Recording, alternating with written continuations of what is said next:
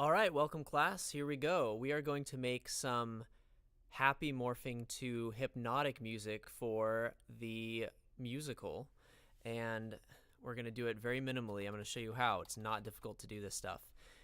Okay, so first you're going to open a new session. You can follow along with what I'm doing. If you know how to do this, or you think you know, then still follow along and you can branch out as your creativity leads you. So I've created 3 tracks. We're going to do this all with these sort of ambient pads and the vocal effects that I recorded that I showed you guys. So there's a pad low, a pad medium or a choir pad, and now we have a pad that I can play higher up on the keyboard as well. I could play any of these low, medium, or high. I'm just trying to split this out because it's a technique to have these different layers, and 3 is a good, easy, simple number. I've also added a chord track. So for the first part, we want it to be kind of happy, and then we want it to become a little creepy. So what I did was I created a chord track. I added, again, 2 chords, making sure my grid's on up here. My grid resolution, a quarter or a whole note or a half note, that's fine. And then let me just delete these real fast. So anything major is going to be pretty happy. I also changed my tempo to 75 beats per minute down here, so it's a little slower. Okay, now as you see, it's using the monitor track, so the chord track is pointing to one of these at random. But first we need to go find a track. So making sure major is clicked. Happy doesn't always have to be major, but for right now, for you guys, happy is typically major chords, okay? So I'm just going to click the first 2 major chords that I can here, C and G. And right away, I'm going to mute the chord track. I'm going to drag these 2 chords down to my low pad. Let's hear this.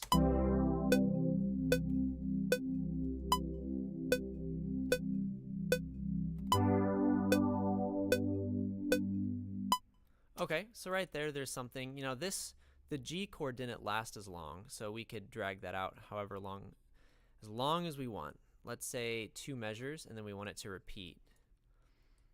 Okay, I'm going to turn my grid on in this editor as well. There we go. Now I can hit Control D, and that'll duplicate. Okay, so this needs to be about a minute long at least. So here's our minute mark. Let me add a marker track so we can keep track, no pun intended, of where we are. Okay, now this will change if I move the tempo, but don't worry about that right now. We've chosen a tempo. Okay, so this is a very simple chord progression. I'm just going to glue this together. Okay.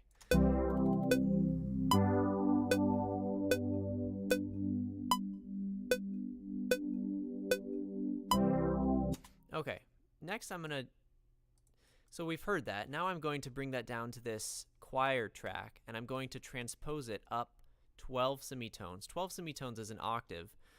Octaves, as you know, are very important in music, so check it out. So now it's an octave higher.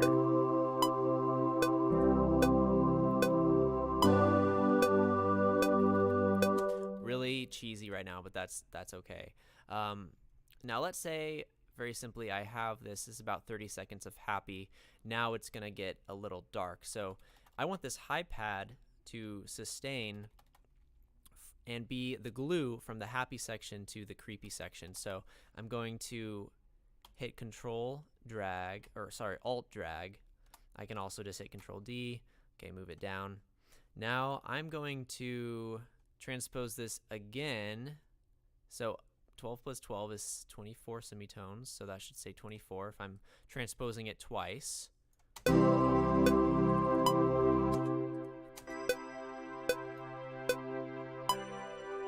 I'm going to choose one of these notes. I'm going to choose this note, the middle one. And I want this note to sustain. Oh, let me delete these ones. Okay, I want to delete these lower notes as well. I just want one high sustaining note, and this is going to last until the end of the piece, about right there. Okay, so we're just going to drag this out to the end right there. Okay, make sure we save as we go along. Okay, now I want to import the creepy voice audio file, and we're gonna have some fun here. So it's in my downloads folder. After you download it, it should be in your downloads folder. Click on the folder, downloads. There it is. I can simply drag this into Cubase as long as my screen looks like this. I'm gonna drag it to the beginning. Now I gotta move this over and then click out of it. Okay. This is where the fun happens. I'm gonna take my snap off, grid off, and let's say I want my voices to start coming in unsettling about right here. Okay. Let's turn that metronome off.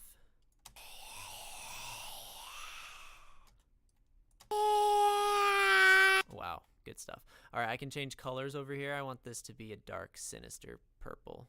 Yeah, sinister purple. Okay, now, right away, I'm going to do a technique where I'm going to duplicate this track right away. I can make these small. Because layering is a very effective compositional technique that makes you sound pro if you know what you're doing. So let's say I want this breathing to kind of come in. But before I get into that, let's build a little bit more of a pad right here.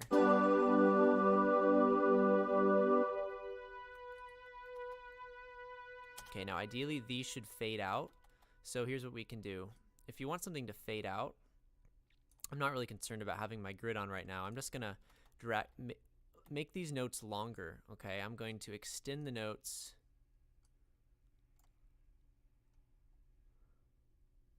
as long as I can. Yeah, within the dark gray area right here. Okay.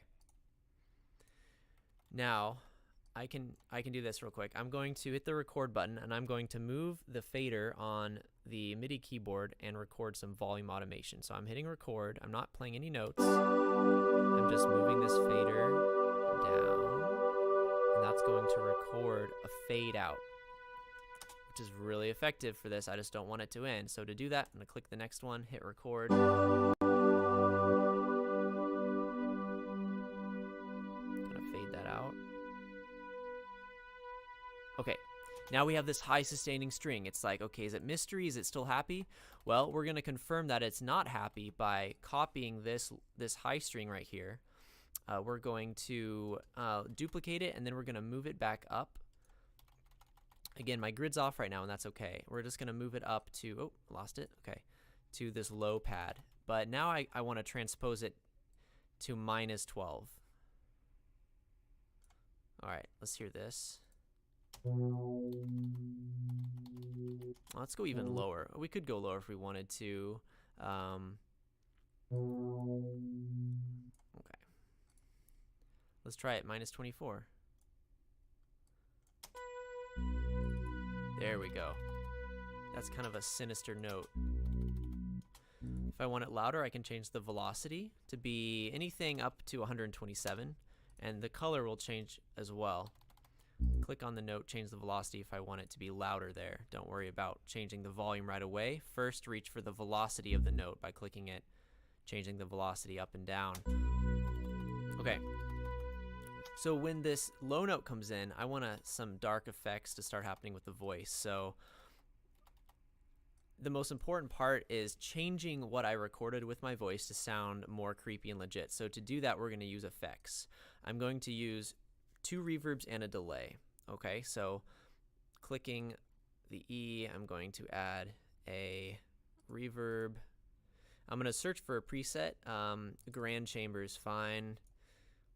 What I can do is, as I'm finding these reverbs, I can solo and listen on loop to whatever I want. So let's do that. This is a good way to work.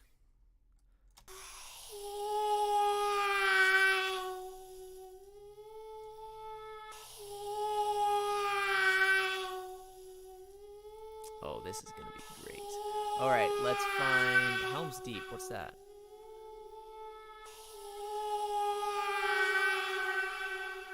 That's interesting. Turning the mix up will instantly help.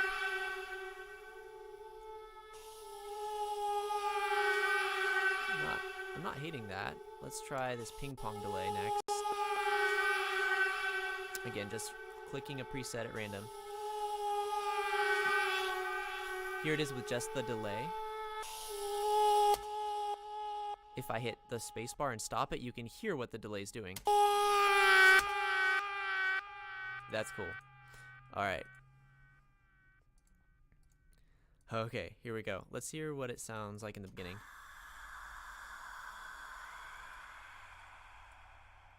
Okay, again, the witch is bewitching these flowers to cause the travelers to fall asleep, and it's not a good deal for them.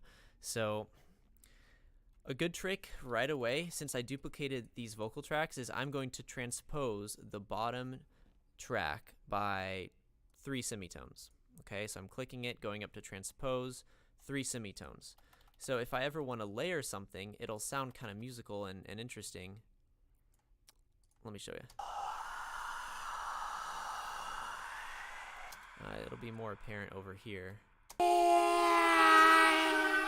Okay, now one of these doesn't have the effects, does it? So what I should have done is done the effects first and then copied them over. So I'm going to delete this, then duplicate this track, and now this has the effects as well. I could also go over by hitting F3. I could hold Alt drag and copy any preset over to any other preset. Okay. So now I need to transpose this again, minus 3 semitones. This is just a technique for making stuff sound cool, is duplicating and transposing. All right, pretty awesome. All right, so let's hear what we are so far. Go to the beginning.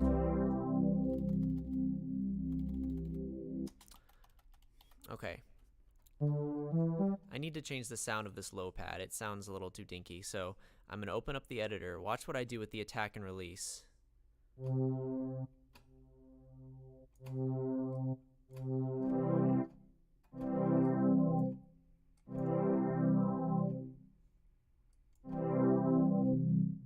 we go.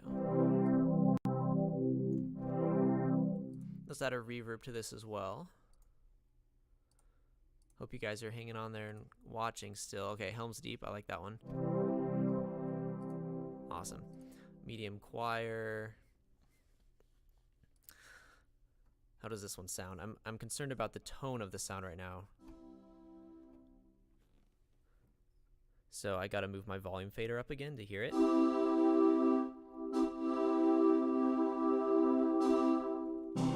Okay, that's not terrible. Let's play it from the beginning now.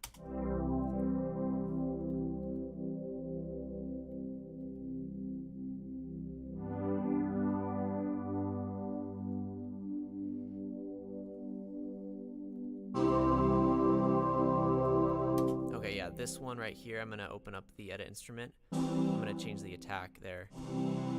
This is making the instrument swell in as opposed to just da. It's which is more musical and less distracting. Okay, from this point.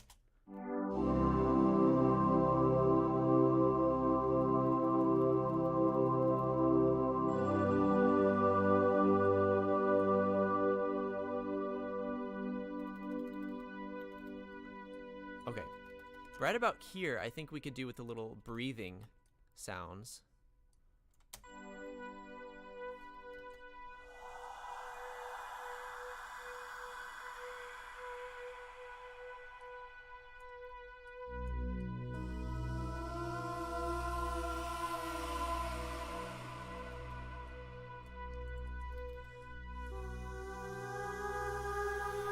So now I'm going to chop these vocal bits up into something that I like. So just watch me. I'll try to shut up for a little bit.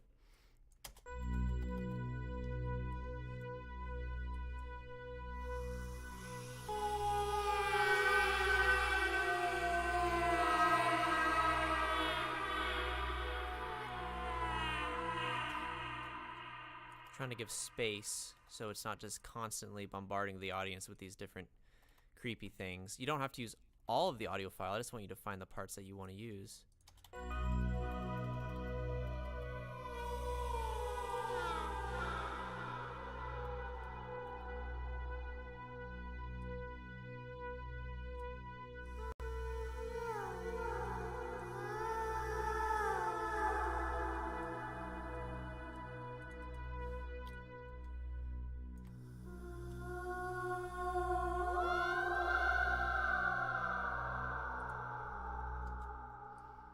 using transpose to make this one at the end sound a bit creepier.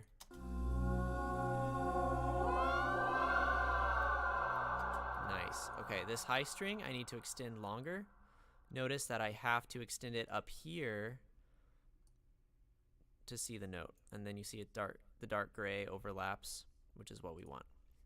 Okay, so we've just composed a 1.5-minute piece of very simple music, but I think it's effective and it works. Now the next thing I can do is, if I want to take this to the next level, I can pan, which is over here on the top left. If you ever not see this, by the way, these keys up here will get this area over here on the left, this track inspector back, these buttons up here. Same with the media bay, so these up here are helpful. Okay, I can have these come out of the left headphone or the right headphone. That's what panning is. And I can also automate the panning by clicking on the W, clicking play, and it'll record whatever I do with my mouse. So I can do these panning effects. Now if I right click on that track that's selected and click show all used automation, there it is. I literally just did that, and you can take your pencil tool and you can draw that in however you want. Make sure to save. Okay, so what did I do? I created 3 pad tracks. I changed the attack of them so they sounded a bit more flowy, for lack of a better term. I made a chord track. I put 2 very simple major chords, dragged the chord data down, duplicated it, did some fading out. I transposed, once I copied that data to the different tracks, I transposed them up about 24 semitones, and I had 2 long notes sustaining, one very low and one very high, just sustaining for about a minute. And then I imported the vocal effects. I put reverb, 2 reverbs and a delay, and I duplicated that track and I transposed different snippets differently and just chopped them up and made them weird. And then I automated some panning, some spatial placement right there. Wow, that was fun. Hope you guys enjoyed that. Now, best wishes as you do this. I will be out of town, so you guys need to upload these to Google Classroom by the end of Thursday, because we got the musical next week. All right, thanks guys. Have a lot of fun. Goodbye.